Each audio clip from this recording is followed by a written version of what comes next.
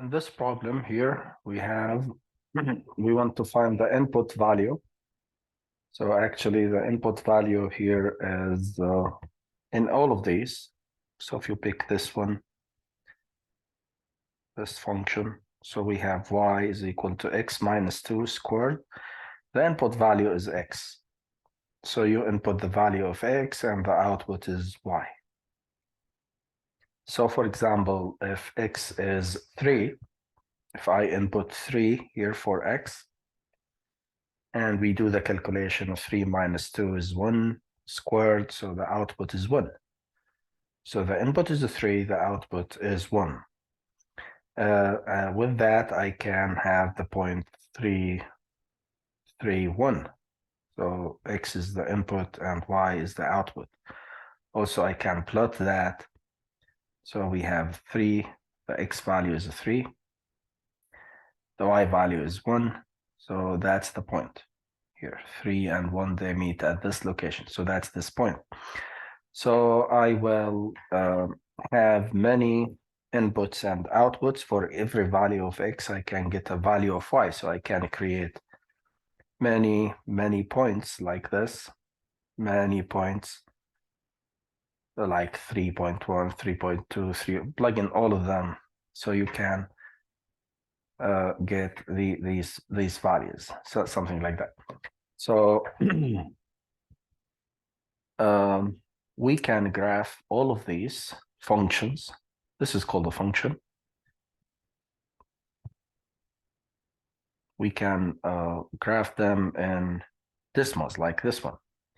Y equals x minus 2 squared. So if I graph this, you will see the set of points like the point 3, 1, 3 here, 1 here.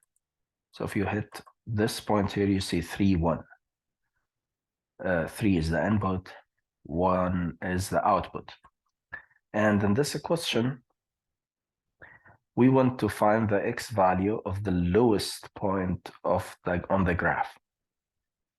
So the lowest point of the graph, back to the graph, the lowest point is this. Okay, the lowest point is this. There is nothing lower than that. And the x value here is just 2. Yeah, 2. And the lowest, so the x value of the lowest point is 2, and the y value of the lowest point is 0, as we see here. So this point is 2 and 0. The input is 2, the output is 0. Now we can see that easily if we plug in 2 here for x, 2 minus 2, that's 0 squared, we get 0. So that's why the answer is 0. What else? Let me see here. In other words, find the x value of the lowest point, we did, and then find the input value that gives the largest possible output, or the x value of the highest point of the graph. So the highest point on the graph, back to this, the highest point, if I zoom in, trying to find the highest point, so if you keep going, you will never stop. So the x value is infinity. It goes to infinity because always when you plug in a value of x here and you take 2 away from that, then you square it, you get the y value. So if x is very large or x gets larger and larger, the y value gets larger as well. So the highest value of x could be infinity, and the highest value of y goes to infinity as well. Okay. And we can do the same thing with the second graph. Now, if I go with this, now I'm looking for the lowest point on this graph.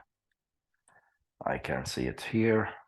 The lowest point lives here. This point, as you see here, it is 0, 2. So the x value of the lowest point is 0. The y value of the lowest point is 2. And I can see that, obviously, if I plug in 0 for x here, 0 squared, that's 0 plus 2. That's why we see 0, 2, the point 0, 2. So that's the lowest point. And when it comes to the maximum point, same thing. As x gets larger, y gets larger, both of them approach infinity. So for the third one, Now the lowest point lives here. You see that? Yeah, the x value of the lowest point is -3 and the y value is 0. Same thing with the largest value. As x gets larger, x plus 3 squared, y gets larger. Both of them will approach infinity. And for the last one, yeah, now I see the highest value or the maximum value or the maximum point here. The x coordinate of that is 0 and the y coordinate is 5. So there is no higher point. I mean, this is the highest point. But what about the lowest point? So if you keep going down, as x gets larger, y gets smaller, so there is no minimum point. So even if you keep going, you will see that both x and y go to infinity. So that's how we answer this question.